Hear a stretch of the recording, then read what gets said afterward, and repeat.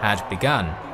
While Mattathias died sometime in 166 BC from causes unknown, he would be succeeded by his third son, Judah, a dynamic young commander who, through a mixture of ferocity, ruthlessness, and bravery, would come to be known as Maccabeus, a word deriving from the Aramaic Maccaba, the hammer.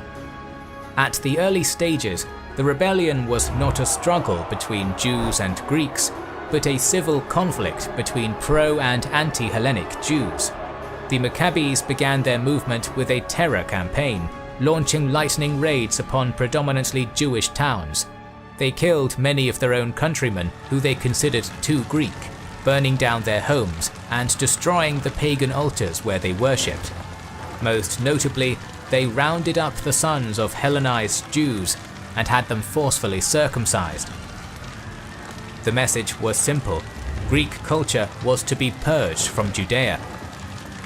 Before long, the Maccabees had earned the attention of the military governor Apollonius, who resolved to crush the rebels before they could sow any more chaos.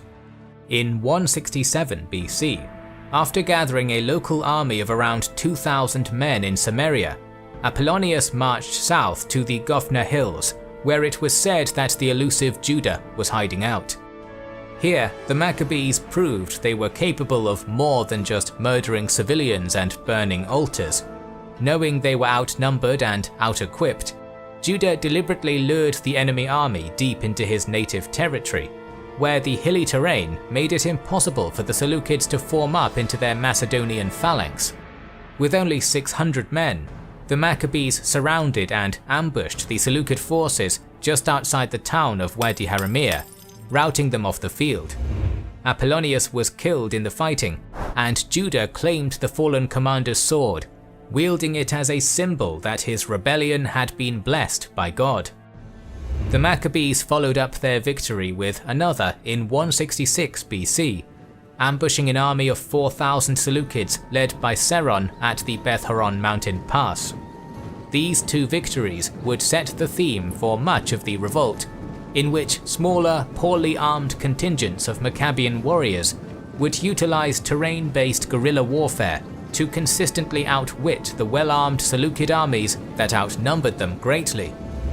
Later that year, Antiochus IV was forced to take the bulk of his armies eastwards to deal with a Parthian invasion, putting the local governor of Syria, Lysias, in charge of quashing the growing Jewish revolt with limited resources.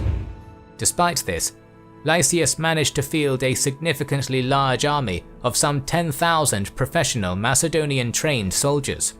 He put two experienced commanders, Gorgias and Nicator, in charge of this force and sent it into Judea.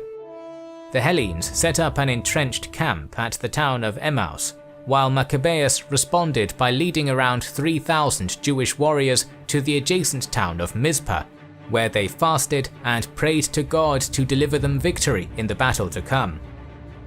In the days that followed, some of the local anti-Maccabean Jews informed the Seleucid commanders where Judah had set up